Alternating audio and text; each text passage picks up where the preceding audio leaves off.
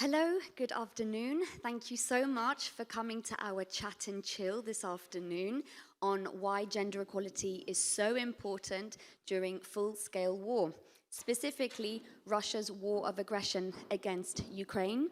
My name is Georgie Bradley. I'm going to be moderating this session today. I am a spokesperson for the European Institute for Gender Equality. As you are aware, it is a time of deepening crises in Ukraine. According to the UN, it is estimated that up to 40% of the country's population is in need of humanitarian assistance, like accessing water, hygiene, healthcare, shelter, psychological support, and more. Yet, despite all of this, Ukraine has demonstrated immeasurable resilience, and not just in the last 1,000 days, as was marked last month, but for over 10 years now. So what does this say about a country that is raging war at the moment, and yet they still find time to prioritize commitment to gender equality by developing a gender equality index when there are countries which experience peace and yet don't do the same? It says quite a lot. So it is really my honor to introduce our speakers today, and I'm sure you all share with me in deep appreciation for the complex journey that they have taken to be here today.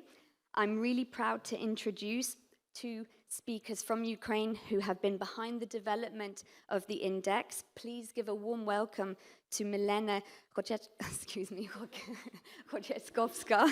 Sorry.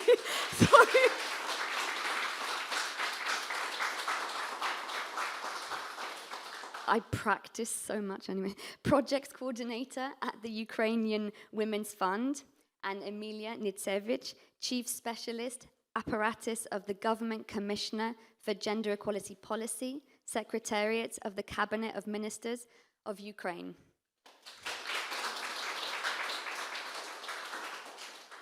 Thank you so much for being here. I wanted to start off by having a situational look at the kind of attitudes towards gender equality that there are in Ukraine. Like, if we were to go onto the streets and ask people from younger generations to older generations, what does gender equality mean to you? What are some of the responses we are likely to hear? What would we know about how people think and feel about gender equality?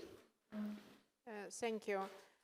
There is actually quite a difference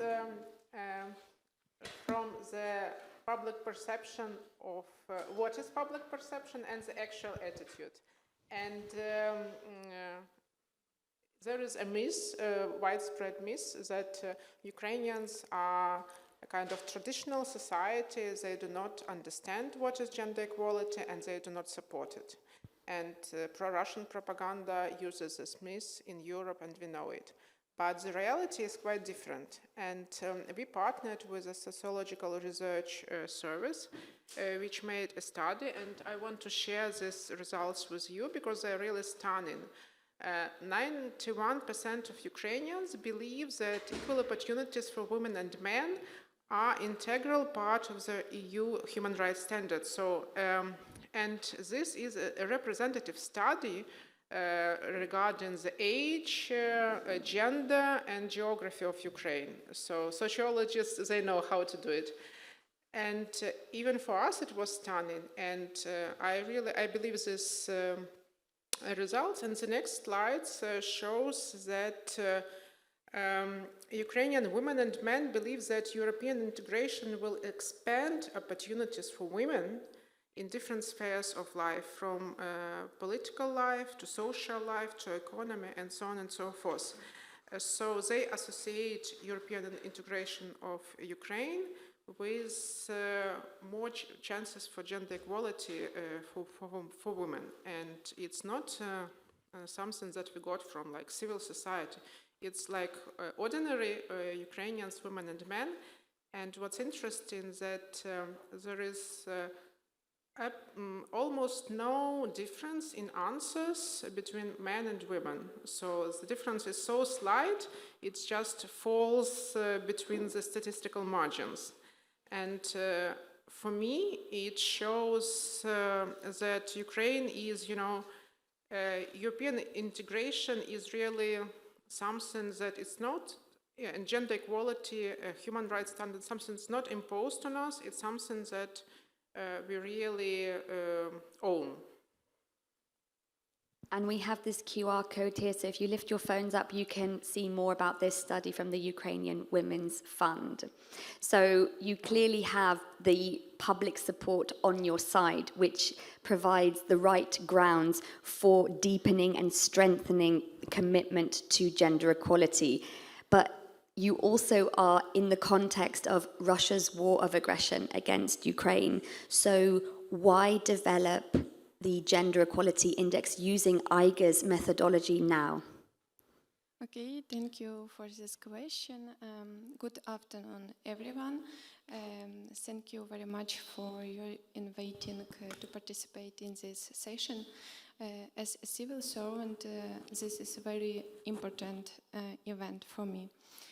10 years ago, during the Revolution of Dignity, thousands of Ukrainians won the right to European future, defending democratic values, humanitarian rights, and freedom.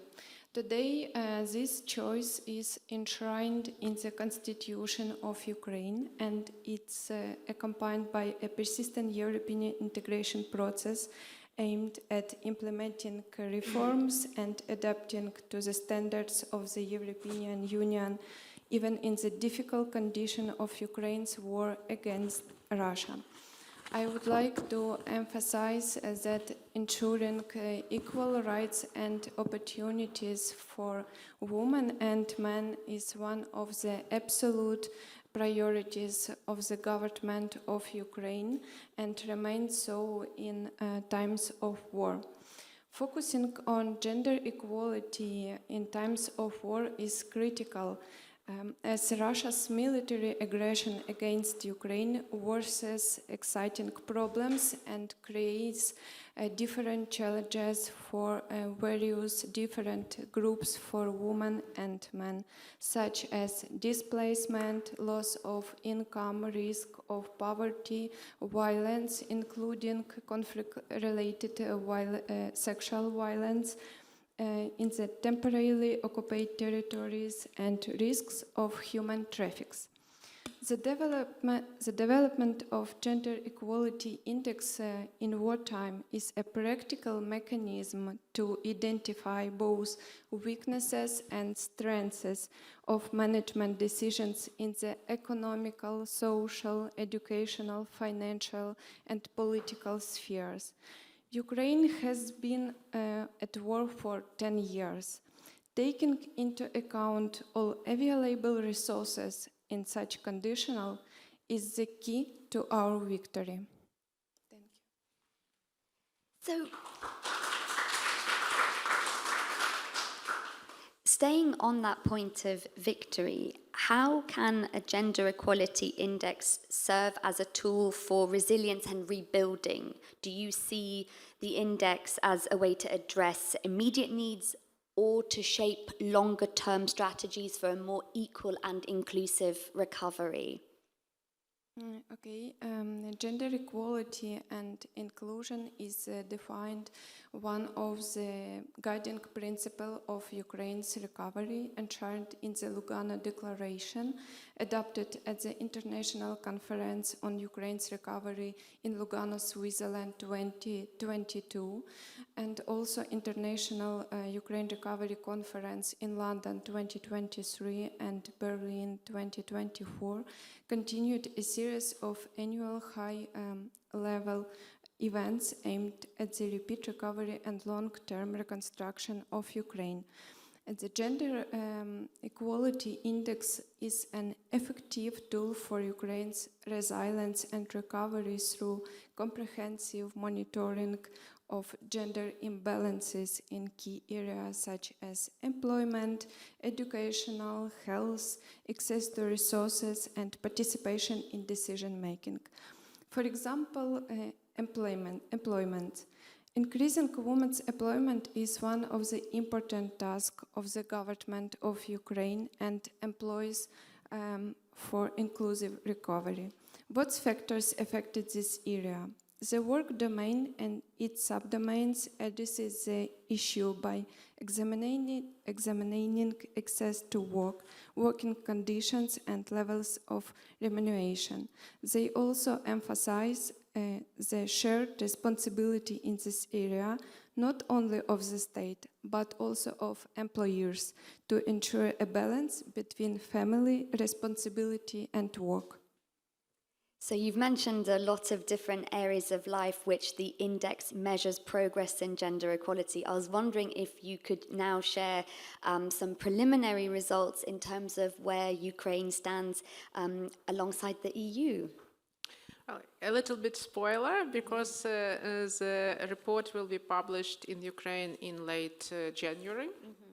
But we can already see that Ukraine has 61 points. That is below the EU average, like 8 and something below EU average. And on the other hand, we see that we have rather deep gender lags between women and men in Ukraine. And on the other hand, we see these results are not, dramatically different from EU, and we are not the last country in this rating, and we are not the last in any of the domains. I'm pretty much confident in this methodology because the team of experts worked on this for 1.5 years. And because the EIGE experts supported us so much, and thank you so much once again for your kind support and explanations and sharing all the methodology. So it gives us the understanding that we are somewhere in between. We fit. It gives us the feeling that we fit the European Union, and we have the potential to catch up. If we have well-designed policies, we can catch up to the EU average.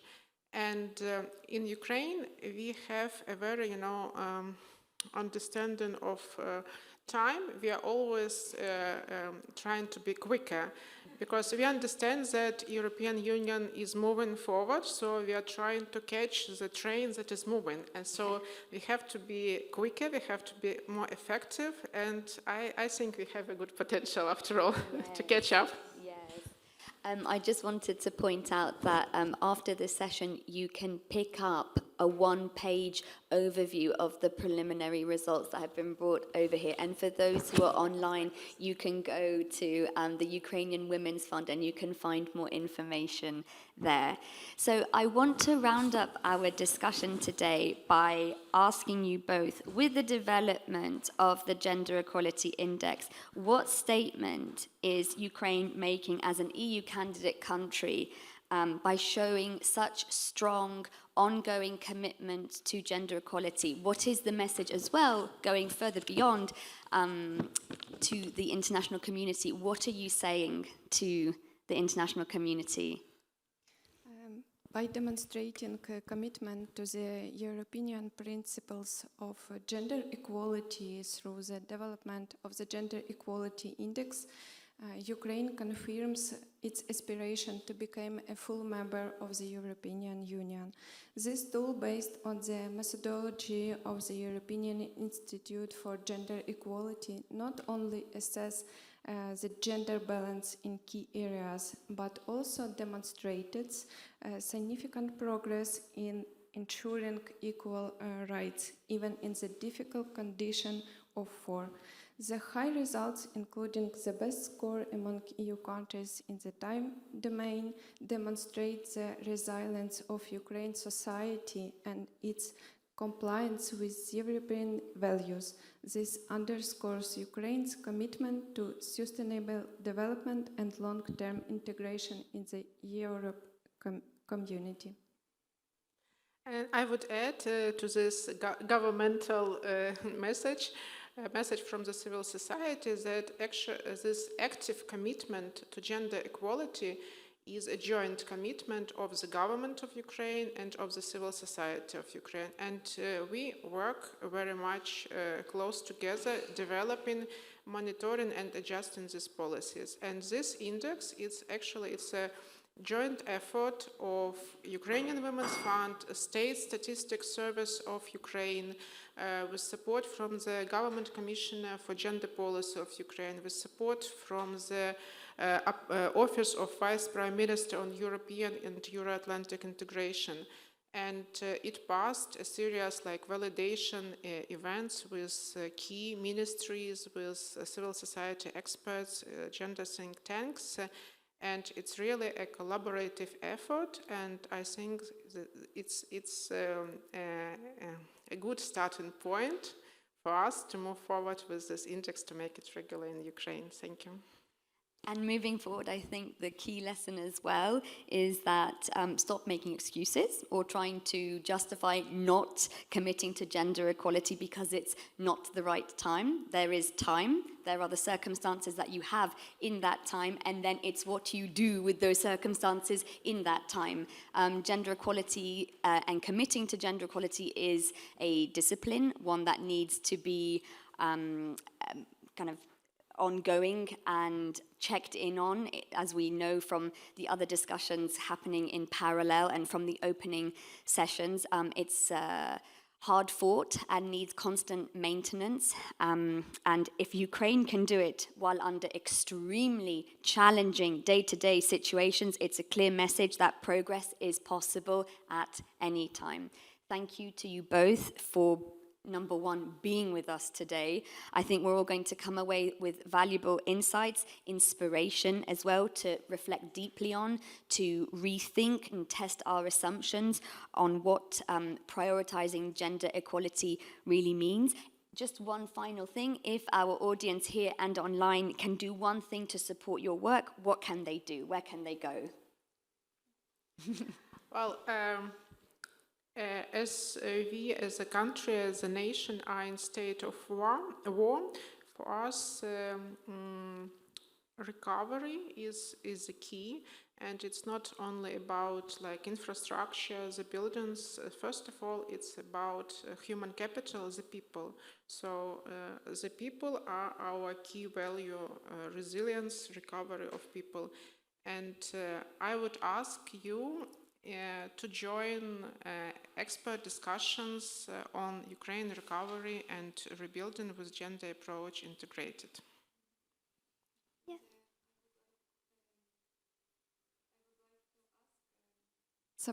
Continue to support Ukraine by spreading the message that even in the midst of war, Ukraine continues to move towards European integration, actively adapting national legislation to European standards and the rule of law. And stay with Ukraine. You heard them.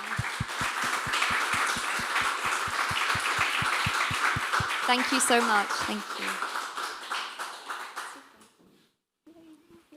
Thank you very much. Thank you once again to the State Statistics Service of Ukraine, Ministry of Social Policy, and the EIGE team who supported us throughout this way, and also gender think tanks from Ukraine who provided their valuable comments and helped us to make this index better. Thank you.